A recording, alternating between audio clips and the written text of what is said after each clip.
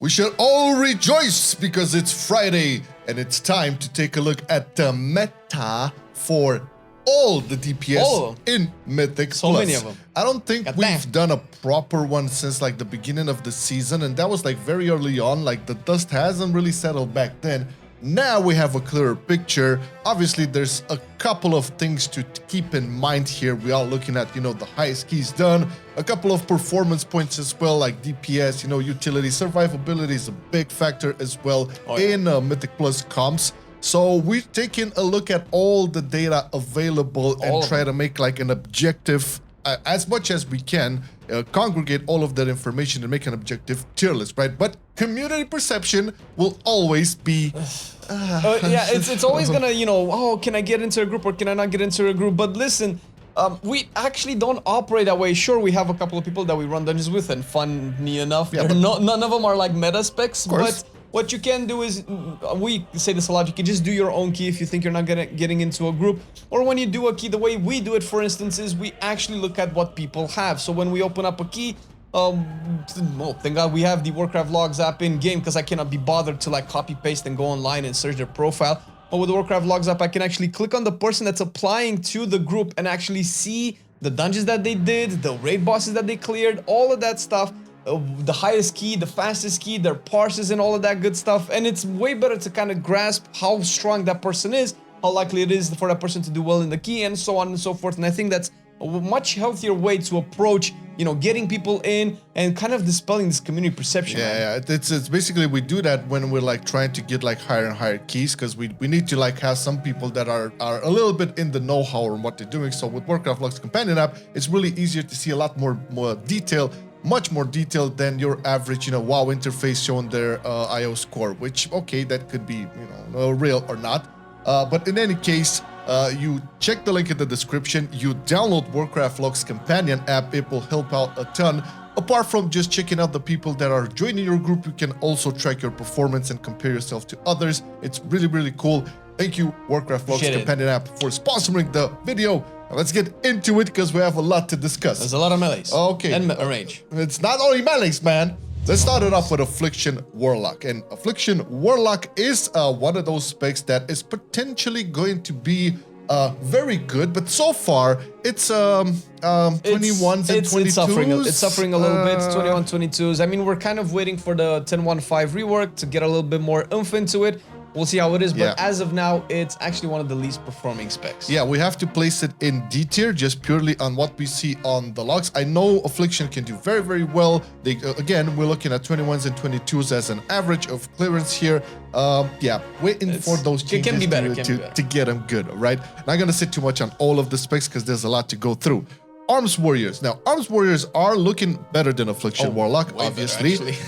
Yeah, we're looking at an average of 23s and 24s. There's like, you know, some people are rambling about Arms Warriors not having damage or not having as much damage as others. Listen, man, have you seen Arms Warrior burst in AoE? Have you seen that beast? It's really big, man. And I think Arms is like kind of one of the sleeper specs, because there's like 1 or 2 Arms Warriors right now. I think Jellyfisk is one of the top rank 1 arms in the world. Yeah, that dude is clearing. He's doing 25s and 26s, man. I was looking over like the top keys cleared, and there was like 1 Arms Warrior. And it's like, what are you doing here, man? Are you lost? Okay, so it is possible. Well, we're going to place it into the safe zone here, into B tier, and moving on to Assassination Rogue. No surprise here. This mostly what we've seen from the logs are like 23s. It's still a very decent spec, and I think there's one guy who goes on 24s, a couple of it's similar to Arms, I think. So this is probably a good example of, you know, if you know what you're doing, if you love your spec, you can definitely do a lot better than the majority of people. However, I think we're not strangers to how Assassination is kind of struggling in AoE, and everybody's pretty much keeping their fingers crossed for a rework of nothing announced, but so far, in terms of like what the data shows and where they stand in the Mythic Plus scene, we have to place them into a C tier. Boomkin, you know, we talk a lot about Boomkin.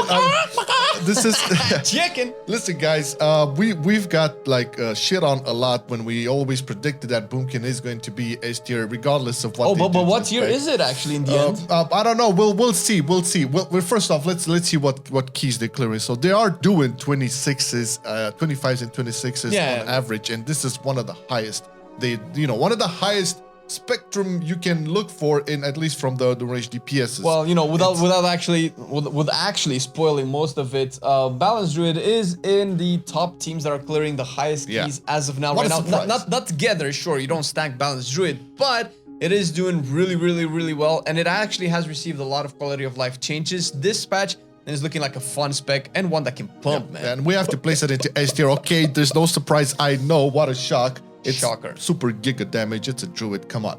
All right, Arcane Mage. Now, Arcane Mage is another spec that is looking at a very interesting rework. I would say we covered that in a past video. You can check it out on the channel. But in terms of how it's standing right now, we're looking at a couple of 23s, maybe some 24s in the overall thing. It's solid. It's all right. It's middle of the pack. Yeah, it's very, very good DPS. It's like super burst. This is like Arcane. It's known for I don't know if there's a spec that can compete with Arcane's burst. On the other hand, once all the stars are aligned, but it's very conditional, and you have to stay still, and the mechanics can fuck it up. It's not good for Mythic Plus. This is the thing. It has one of the highest burst, and it's a lot of hard casting and stuff, and staying in one place. This is not ideal for Mythic Plus, so this is why you won't see that many higher keys pushed by Arcane. That being said, it is a strong spec. It's like holding its own.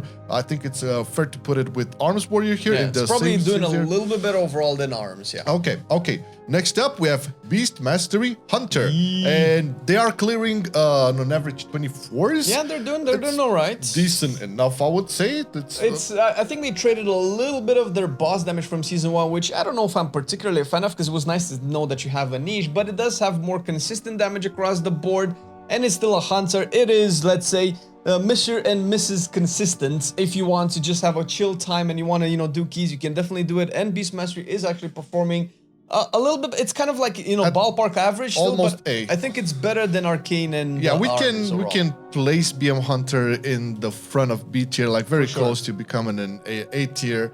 The damage is there, but if they would have a couple of locks on 25s, maybe it would have been into A tier. Okay, Demonology Warlock. Demonology, again, another spec that's clearing 24s. It's a little bit better than Beast Mastery. I think Beast Mastery is still getting to go into all of the 24s.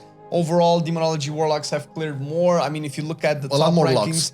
Yeah, it's they're arguably a better spec for Mythic Plus as well, because Warlocks are actually really good. And it's, let's say, a better spec than Affliction. I'm putting it mildly.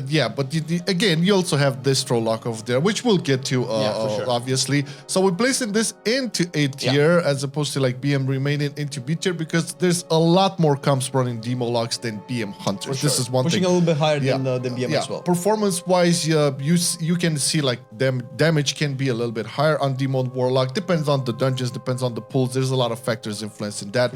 But there's a lot more presence of Demo Locks on the higher echelon of things. Speaking of Destruction Warlock. Well, as a main Warlock that's been doubling both in Demonology and Destruction, I can say that Destruction is starting to look slightly better as opposed to in the past where you kind of wanted big AoE. I mean, when stuff lives long enough, Destro can actually scale. You can see Destruction. But it's no longer the king that it used to be. It's very consistent, and probably a better point to make on Destruction, at least in the 20s that we've done so far, is the actual boss damage that you get while not sacrificing your AoE. Specifically, a bunch of these dungeons, I'm thinking Uldaman, for instance, you have a lot of like cleave bosses where you do amazing with Destruction. That's probably one of the main reasons why Destros run into 24s, 25s even. Yeah, there's a couple of locks on 25s, and we all know the Destruction Warlock damage profile is pretty much insane. So we have to place it in front of Demo Lock into the A tier. It's better. It is better. It is better. Okay. Fire Mage, another spec that we're looking for a very, very cool rework. I cannot wait to have it in our hands. It's really, really awesome. Now, Fire Mage currently is like, we all know has like super big damage output. A lot of folks are complaining that, I don't really like the ignite thing. Sure, that will probably get you in a different spot. The damage is pretty nice anyway, so it's actually coming into its own. I think we were looking at some subcreation.gg. I don't know, somebody ranked it around S tier, although I don't know if it's S tier yet, but it is doing really well. We can place it into in front of the A tier team here, because there's a lot of like comps running Fire Mage. That's one thing. So popularity and presence is off the charts. We've seen 24s and we've seen a couple of 25 locks as well. So front of the A tier, almost S tier. There's a lot of other specs that are doing better. Frost Mage. I would say similar story. 24. Frost Mage is actually consistent because I think we did a range analysis of the meta some time ago, a week or two ago. It hasn't changed much since then, but it is clearing 24s, even 25. So it's kind of actually doing way better, very close compared to Fire Mage in terms of its damage profile. Also looking at a rework. Yeah, all that we're gonna have a video on it soon. Keep your eyes peeled. And I think it's overall good. It's just it's probably like a better version of BM when it comes to consistent damage. Yeah. We'll place it. We'll place it in tier. Honestly, don't know where to put them in front or. Okay, I don't think it's gonna take the lead. I think it's a little bit worse than Demo, statistically speaking. Yeah, this is another thing, right? So presence and popularity and comps is another factor here as well. You don't see as many logs as you would see with Demonology or Destruction or Fire. So, but it's still an 8 Most people probably play Fire anyway. Maybe if like all mages were Frost, maybe you would see Frost a bit ahead of Demo. Yeah, who knows? Yeah. Okay. Moving on to Marksmanship Hunter, which, by the way, right now, if you look at like tyrannical weeks, you're gonna see like massive single target. Man, how times change, right? 180, man. 180. It's still good in AOE. Don't get me wrong. I mean, it's still like the high burst is still there. It's clearing 24s. The highest we've seen a lot, like 25. So it's still in that A tier department over there. Definitely a lot more logs we've seen on marksmanship. Right now, as of today, I think it's the best performing hunter spec, not by a lot, because we will get actually, there's only one other hunter spec left. We're gonna get the survival. Hold your horses. There's Outlaw Rogue first here. Now, Outlaw, like no surprise, it's one of the best melees you can have, like in your dungeons. It's a rogue spec. First of all, it's like it doesn't get punished for its rotation. Single target or AoE will do the same. It's very consistent. Nothing too. There's not many negatives to say about it. We've seen logs on the 24s and the 25s, so it's not the highest. Outlaw Rogues have been higher in keys. But there's some other specs from the rogue spectrum. Yeah, it's likely that a lot of Outlaw might have swapped specialization. But actually, Outlaw is still pretty good. Yeah, it's still pretty good. It's still respectable, and we can keep it into the A tier department because, once again, you've seen a lot of locks with it. It's doing well. It's hilarious that we're calling A specs pretty good. They're pretty good. Well, in terms of like the highest content push, guys, okay? Because like if you're talking about you and me, all these specs can be just amazing. fine. It's the best. Okay, Survival Hunter, waiting for this one. Right? Well, Survival Hunter is weird because we look at, obviously, a lot of logs and a lot of people, and some of the more consistent Hunter players kind of come up every now and again. And some of them were playing a lot of marksmanship, but now they're playing Survival. Now, I don't know why that is. That could be a sign of things to come. However, Survival is actually doing really well right now. I think it's one of the 2 or 3 specs that we've seen that has risen in terms of key performance the most since the last time that we did, on this case, a melee tier list. And I think right now it's doing 24s, 25s. The damage profile is very solid. The tier set is definitely working really well for Survival Hunter. Obviously, Survival Hunter is, in my humble opinion, the best hunter spec in terms of utility because it brings everything that Marksman and BM bring except an AoE sounds, but it's in a melee spec, which is usually better. Yeah, well, we'll place it into A tier. It's well deserved. Maybe. Okay, it's not the S tier yet, but could become an S tier in future weeks. Yeah, soon TM. Next up, Devastation Evoker. I was going to say Devastation Warlock. I don't know why. It's close. It's close. Listen, guys. This is one of the highest damage profiles we've seen so far. You can definitely see a bigger representation of this in multiple comps. You're looking at 24s and 25s consistently. Do you think they might have gotten their legendary yet? I think at this point, be a big boost. At this point, I'm sure a lot of them have their legendary, and it is a big boost, obviously. But I think like what's pushing them up there, apart from like their giga damage and all of that, that they're not that squishy anymore. And as we mentioned at the beginning of the video, having survivability in high keys is a big factor. You don't want to die to a tick of damage. Yeah, this is very important. Plus, its presence in all of the logs is just gonna make him an S tier spec. It's good. It's solid. It's a lot of devastation. You should play. Yes. Elemental Shaman. Do we have Elemental Shaman on A or S tier? I wonder. Elemental is actually doing surprisingly well. Now, I'm not sure exactly how we're gonna look at it because obviously you have classes that have multiple DPS specs like Hunter and Rogue, and you can think like, oh, I'm just swapping to a different one. But Elemental and Enhancement are very different. So one is range, one is melee. But right now it's doing 25s and 26s. It's actually bumping really, really, really hard. It was very hard to figure out exactly where to put it because its overall performance is good. The utility is definitely there. Everybody likes shamans with the new affixes in Mythic Plus right now. They're great. So they're great. It's all the way up there. Okay, let's put it into S tier. You know, you cannot really like front on the shaman's utility in the Mythic Plus environment, especially with this week's affix. Similar story to Enhancement, although I would say I've seen a lot more presence and popularity for Enhancement in a lot of comps. Again, People like melee. Yep. It's a melee heavy season expansion, whatever. But we are looking at 25s and 26 all across the board. And you have to mention this. Speaking about presence and popularity, Enhancement Shaman are in like being used on the top 20. They're actually, I think they're one of the specs that are being used into pushing 27s. I don't know if people started clearing 27s yet. I think that they did. We don't have like all of the people usually don't log or don't publicize their 27s. They probably practice it. I don't know. They're getting ready for MDAs and stuff like that. So usually you might not see them, but Enhancement is definitely one of the top tier dogs, top tier melee specs. Yeah, we have to put them somewhere in front here. I'm just gonna put him in front and that's it. Okay, Feral Druid. Oof, Feral Druid, way better than it was in the past. You can definitely see high keys pushed by Feral Druids. You can look at 24s consistently. A couple of 25s I've seen, not at all 26s. I mean, obviously it has competition with Balance, because obviously Balance is an S tier if you're gonna be a Druid, but obviously there are so many other melee specs that are doing well. Feral Druid is definitely, I don't know if the tier set changes that they done that made it slightly better are implemented in the current data that we have, because we cannot really tell. But we also have more changes to Druid in 10.1.5, so we'll see how these translate into Feral. However, as of now, Feral is pretty good. It's middle of the pack. It's very good in 45 weeks. You can definitely see a lot more presence of Ferals during 45 weeks. However, when there's Tyrannical, the single target isn't all that shabby. So let's put it into B tier. It's respectable up there. Okay, Frost Dead Knight. I would say it's again. I don't know if there's 25 keys. No, but it's I think it's doing solid. It's probably doing a little bit better than Unholy, but we'll get to that.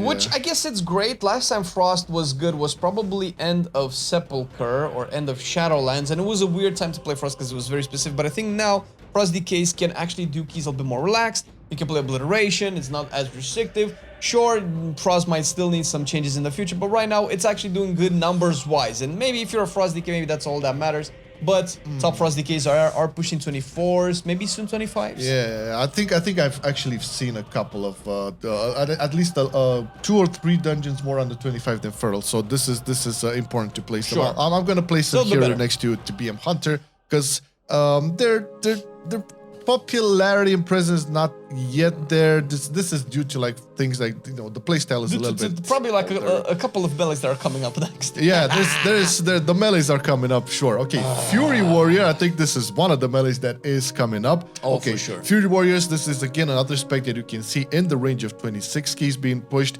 The damage profile is insane. Once again, this is one spec that you can see in the top 20 teams. Oh my god, it's been blasting ever since. Dude. I think last time we checked it, it was solid, but right now it's actually top tier. I think there are a bunch of websites and graphs that rank it all the way into S tier, and we have to put it into S tier.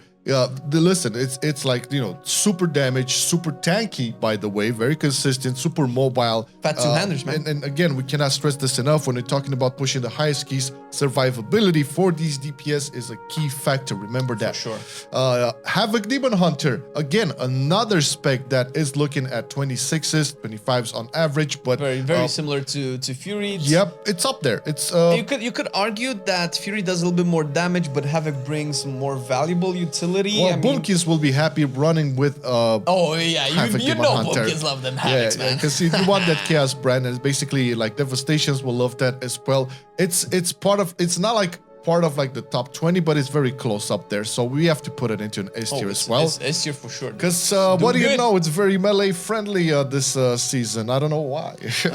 All right, Retribution Paladin. Okay, this is like consistently clearing 26. This like I think like the average you're gonna see 26 keys for Red Paladins. Not a surprise. We kind of predicted this due to its damage profile. It's in very close competition in terms of clears with Subtlety. I think last time we looked at Subtlety was kind of, it's gonna be, once we get Subtlety, we'll make this point as well. Red is actually doing really well. I would be very interested to see, because we've talked about it in the podcast as well, how Red scales with gear and stats. I'm interested to see once people actually get into the 30s if Red is still going to retain its position. No, I don't think so. So there's gonna be discussion to be had regarding that. But so far in the present day, Red Paladins are definitely part of the S tier team over here. I think they're better than Enhanced, by the way. Well, I'm just gonna place it there. It doesn't matter, right? Right now, when we're talking about S tier, like all of these specs, right, they're doing really great. But again, Red Paladins are in the 26 range, no problemo. Shadow Priest. Now, another spec that has gone through multiple reworks, finally landing on, let's say, on the best caster in the game, probably. Yeah. I mean, we all know that Power Infusion has been a pretty good thing ever since it was introduced, but I don't think we've seen a season where Power Infusion was more valued than now. It was pretty strong last season as well, but I feel like there's so many more specs now that can take advantage of Power Infusion. You might think is like, is this everything that Shadow does? Probably, but it does do a lot of other good stuff which Shadow brings, like Vampiric Embrace can actually offset big mechanics when it comes to healing and all of that good stuff, and I think Shadow is one of the specs that has what it takes to push the highest content. For sure. You can see all across the board 26 keys for like super competitive Shadow Priest, the damage profile, all of the tools, the utility. It's like the first support class before augmentation will kick in. Let's give the king its crown and place it into the front of the S tier. Yeah, it's amazing. Okay, Subtlety. So we made the argument about the fight between Subtlety Rogues and Red Paladins. Okay, again, another spec that is clearing consistently 26 keys. It's like the damage on AoE is pretty much insane. Bonkers. You can, I think sometimes you can, depending on how the Red Paladins can kind of like time their cooldowns and have the access to it, sometimes you're gonna have Subtlety Rogues out DPS Red Paladins when it comes to bosses. This can happen, especially if the Red Paladin goes into like a full AoE build, then Subtlety is like, okay, you're gonna take the cake over there. But it's so close. I mean, we have to put it into S tier. Just look at the logs. They're like dominating all across the board. It's just, I don't know how to put it. Everybody in the S tier. Oh, hold on. Everybody in the S tier is getting a cookie, okay? Close.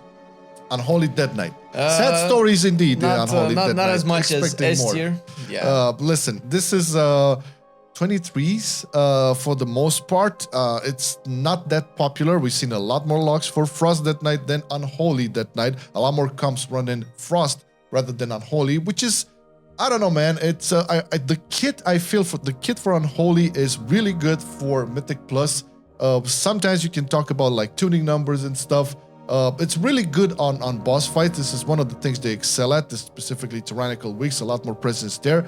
Good AoE, but yeah, I don't know. Blood DK is not one of the more popular tanks, and because of that, you would think that you would want a DK for AMZs, for anything like that. Yeah. And Unholy would probably be one of the better ones to provide that, but I think what's pulling it back is probably overall numbers and overall tuning. Maybe it's the way that it's scaling, because it has a more specific rotation. Yeah, this is the thing, right? We haven't seen two hierarchies, and like even damage-wise, you know, it's very good, but it's not like the greatest out there. So we're gonna place it into C tier. Okay, it's not like Affliction Warlock levels, but still it's doing better than Affliction. yeah. Okay, we have one more spec on the spectrum here: Windwalker Monks. Okay, another spec that is clearing on average 25s. Getting into 26s as well. Yeah, we've seen a couple of comps going there. I mean, it's one of those specs that was clearly known for its presence in Mythic Plus environments. AoE damage was always one of their fortes. You have like super good AoE burst. Their single target also got addressed. They can do like solid damage on all bosses. We've seen it. Well. Some Rising Sun kicks going on over there. Yeah, and teams, a lot of comps prefer, you know, having like Windwalker Monks for obviously for their utility over there, because apart from like the Mystic Touch, which is very, very helpful for a melee focused meta, you can make use of like in-caps and dispels and off-heals and Ring of Peace and the mobility as well, not to mention it's also very survivability. It's a word. We know it. So, without further ado, back it up. Put it here into S tier. Okay, now we did disclaim this in the first seconds of the video. We have to talk about it once again right now. So the way we rank these is, first of all, like the highest keys being pushed, backed up with the popularity and presence of these specs, and then look at also at the performance and survivability, okay? So when you look at the S tier, these are on top of clearing the highest keys, they're also the most present and most popular, okay? This is not like, oh yeah, but that's just one boomkin that's doing a 26. No, there's a thousand boomkins. We try to be a little bit consistent across the board, because if we would be taking like the top players, we'd probably put arms into top of A tier, maybe bottom S tier as well, which is not, we don't see that consistently across the board. But then again, obviously we process data a little bit differently, because if you look at, I don't know, websites like u.gg or Subcreation, they usually place arms in like bottom tier or like C tier, whatever they have. Let's look at u.gg. So if you look at u.gg, it's a little bit similar. Obviously, there's less specs placed into S tier, but you still have the Shadow, the Red, the Subtlety, the Fury over there, and into A tier, all of the other ones that we mentioned. Interestingly enough, they don't have a D tier, although in C tier, as Flame mentioned, you can see like the arms being there, Arcane. I think if we look at u.gg as well, also we can look at Subcreation. Pretty much everybody that's analyzing the performance of specs kind of agrees more or less on the top and the bottom. And the middle part is usually where you see a lot of movement, a lot of interchangeable numbers, depending on, you know, I would imagine affixes, tyrannical versus fortify kind of fix this. You can see this, of course, in Warcraft logs as well, where kind of like the middle, the fatty part of the rankings is usually what changes the most. So if you're interested, you know, in playing and using these kind of tier lists to kind of give you an idea of where your spec could potentially be, probably the most amount of flexibility you would have on anything between A and C tier. Oh, for sure. But this is, again, ranking and analyzing like the highest of the highest. On our normal mortals levels, like pushing like 20s, for example. 23s, man. I haven't done a 23 yet. Yeah, that's what I'm saying. So if you're like, if your ambition is to go for 20s, any spec here can do a 20 and be on top of the meters. What's most important is you enjoy the spec you play and you master it to the fullest. Why we do these tier lists is because we like analyzing what the top players are doing and how the tweaks and changes and min-maxing are influencing, you know, the highest of the highest competitive scene. This tier list does not have to be the basis on you choosing what to play or not, because at the end of the day, if you don't have a group of 5 people who are at the mindset of just pushing higher and higher, you're not going to get there. It doesn't really matter what specs they're just playing. enjoy the game and, you know, take this as entertainment and just, you know, looking at what the competitive scene is obviously doing, right? It's kind of like in sports as well. I was about to say, it's like kind of look at the sports. Like, you're not going to play at the world championship level. Yeah, but it's nice to look at and analyze and see, and maybe there's something to be learned from that. But that being said, thank you Patreons for supporting the content. As always, if you want details on that, check the link in the description. Tons of goodies that are out there for you, not to mention supporting the content. And thank you Warcraft Vlogs Companion app. Make sure you go into the description and download your Warcraft Vlogs Companion app to have access to a lot more details on people joining your groups and also analyzing your performance. Have a great weekend, y'all. Thank you. Bye-bye. I've been loving it then, I still love it now. Still, I play WoW. Still, I play WoW. Getting better every day, let me show you how. Cause still, I play WoW. Still, I play WoW. It's getting harder to stay, but at the end of the day, it's a guilty pleasure, so just log in and play. Whether it's classic or retail, I'ma do a /bow. Still, I play WoW.